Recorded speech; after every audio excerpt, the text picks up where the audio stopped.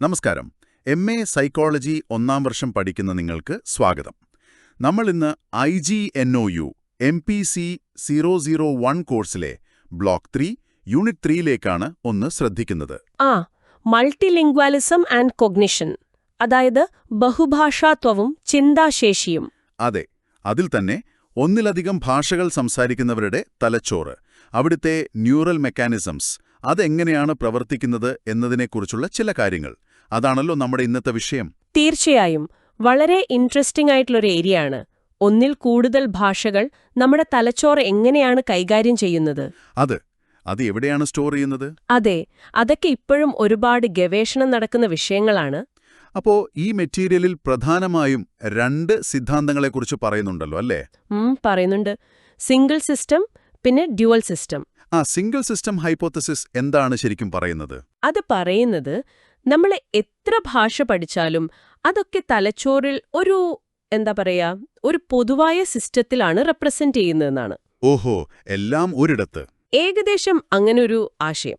പ്രത്യേകിച്ച് ചെറുപ്പത്തിലെ ഒന്നിലധികം ഭാഷകൾ പഠിച്ചു വളർന്ന ആളുകൾ, ഏർലി ബൈലിംഗ്വൽസ്, അവരിൽ ഇതിന് കുറച്ച് തെളിവുകളും കിട്ടിയിട്ടുണ്ട്.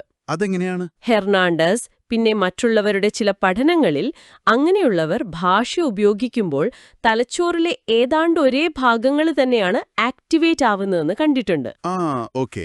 അപ്പൊ പിന്നെ ഡ്യുവൽ സിസ്റ്റം ഹൈപ്പോത്തസിസ് ഇതിന് നേരെ വിപരീതമായിരിക്കുമല്ലേ? അതെ. അതനുസരിച്ച് ഓരോ ഭാഷയ്ക്കും തലച്ചോറിൽ അതിൻ്റേതായ കുറച്ചുകൂടി വേറിട്ട സിസ്റ്റങ്ങളോ ഭാഗങ്ങളോ ഉണ്ട്. ആരാണ് ഇതിന്റെ പ്രധാന വക്താക്കൾ? ഡി ഹവർ, പാരഡസ്, അങ്ങനെയുള്ള ഗവേഷകർ ഈ ഡ്യുവൽ സിസ്റ്റം ആശയത്തെയാണ് കൂടുതൽ പിന്തുണയ്ക്കുന്നത്. അപ്പോ അതനുസരിച്ചാണെങ്കിൽ ഒരു ഭാഷയ്ക്ക് എന്തെങ്കിലും പ്രശ്നം പറ്റിയാൽ മറ്റേതിനെ ബാധിക്കില്ല എന്നാണോ? ഒരു പരിധിവരെ അതെ. അതാണ് ആ സിദ്ധാന്തത്തിന്റെ ഒരു പ്രധാന വാദം. ഇത് കണ്ടെത്താൻ എന്തെങ്കിലും വഴിയുണ്ടോ? ഈ സിദ്ധാന്തങ്ങളിൽ ഏതാണ് കൂടുതൽ ശരിയെന്ന് പറയാൻ? ഒരു പ്രധാന വഴി തലച്ചോറിന് എന്തെങ്കിലും ക്ഷതം, ഡാമേജൊക്കെ സംഭവിച്ച ബഹുഭാഷാ വ്യക്തികളെ പഠിക്കുക എന്നതാണ്. അത് ശരിയാണല്ലോ. അത്തരം പഠനങ്ങളിൽ എന്താണ് കണ്ടുവരുന്നത്? അവിടെയാണ് കാര്യങ്ങൾ കുറച്ചുകൂടി സങ്കീർണമാകുന്നത്. അതെന്താ?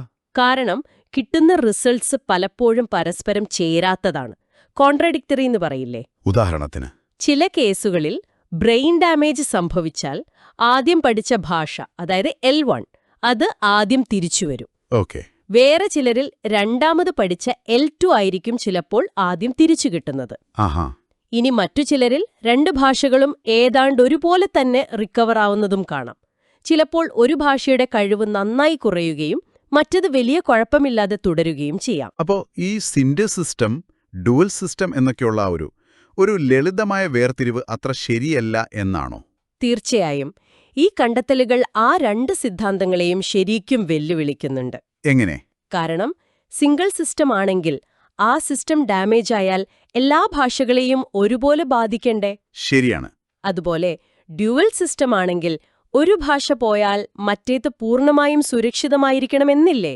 പക്ഷെ അങ്ങനെയല്ലല്ലോ എപ്പോഴും കാണുന്നത്. അപ്പോൾ ശരിക്കും എന്താണ് സംഭവിക്കുന്നത്?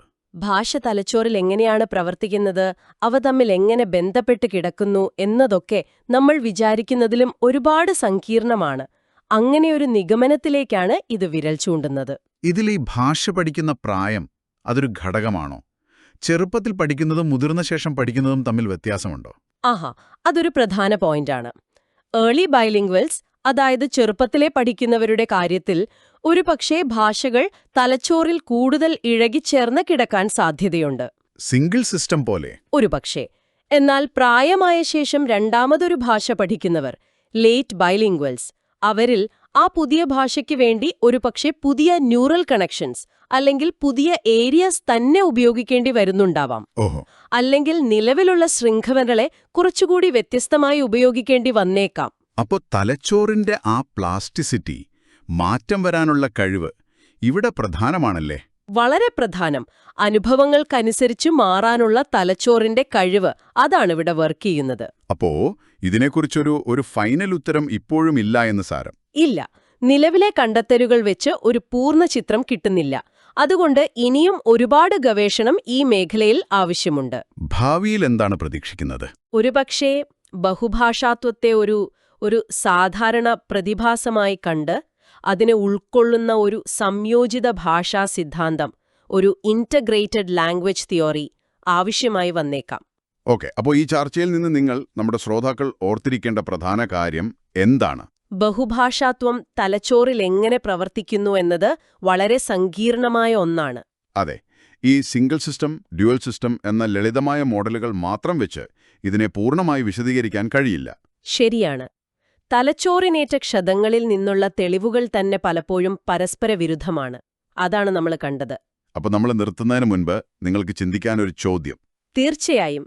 ഒന്നിലധികം ഭാഷകൾ സ്ഥിരമായി ഉപയോഗിക്കുന്നത് കാലക്രമേണ നമ്മുടെ തലച്ചോറിന്റെ ഘടനയിലോ അല്ലെങ്കിൽ അതിന്റെ പ്രവർത്തന രീതിയിലോ എന്തെങ്കിലും സ്ഥിരമായ മാറ്റങ്ങൾ വരുത്തുമോ?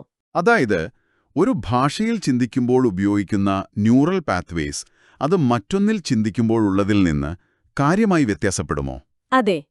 ഇതൊക്കെ നിങ്ങളുടെ പഠനത്തിന്റെ ഭാഗമായി തുടർന്നും ആലോചിക്കാവുന്ന കാര്യങ്ങളാണ്. വളരെ നന്ദി, ഈ വിഷയത്തിലെ സങ്കീർണതകൾ ലളിതമായി വിശദീകരിച്ചതിന്. സന്തോഷം.